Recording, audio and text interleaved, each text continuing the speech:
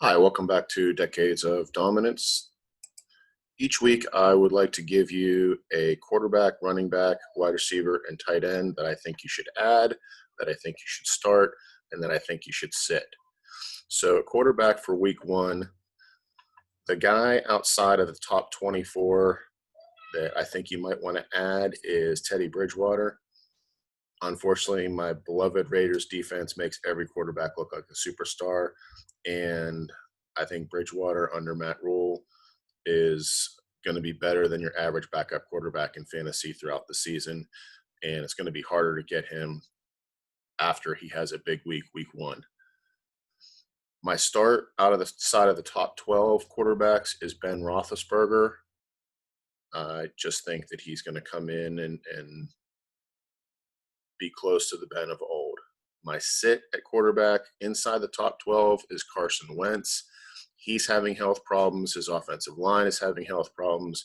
His running back's having health problems, and his wide receivers are having health problems. So there's just a lot going against Carson Wentz there. At running back, the guy I think you should add is James Robinson outside of the top 60 running backs. He's going to be the guy in Jacksonville. It's not going to be – they didn't sign Devonta Freeman. It's not going to Armstead is on the COVID list. James Robinson is actually the guy that gave them the confidence to go ahead and release Leonard Fournette. So if you can add a running back, throw him in there. He's going to be the main man in Jacksonville, I think. Starting at running back, Tarik Cohen.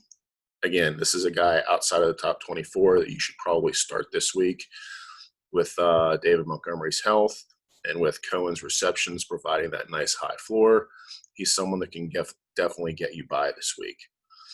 Sit, Le'Veon Bell. I just don't trust the dynamic between him and Adam Gase.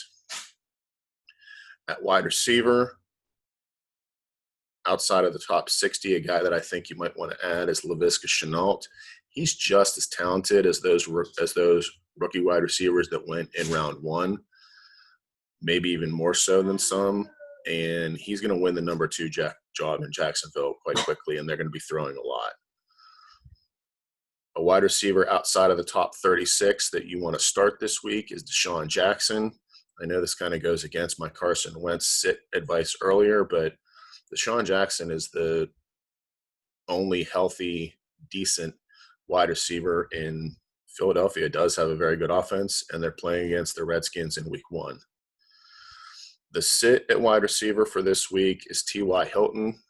He's just missed a lot of practice time, and 2 years in a row, the Colts have used a high second round draft pick to bring in a wide receiver, and I think they're going to eat into his targets starting week one. At tight end, outside the top 24 tight ends, a guy you might want to add is Irv Smith. With Justin Jefferson struggling, I think he's the second best receiver on the Vikings team.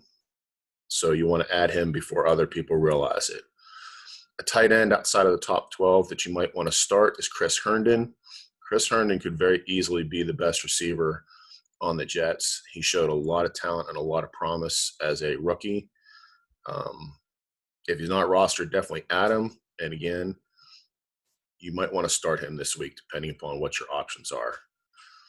The sit is Cook from the Saints. Most people have him ranked inside the top tight ends, and I do as well, but he's just so touchdown dependent. I don't know that that's going to come against the Buccaneers this week, so I would sit him if you can find a better option like Chris Herndon. Good luck in week one.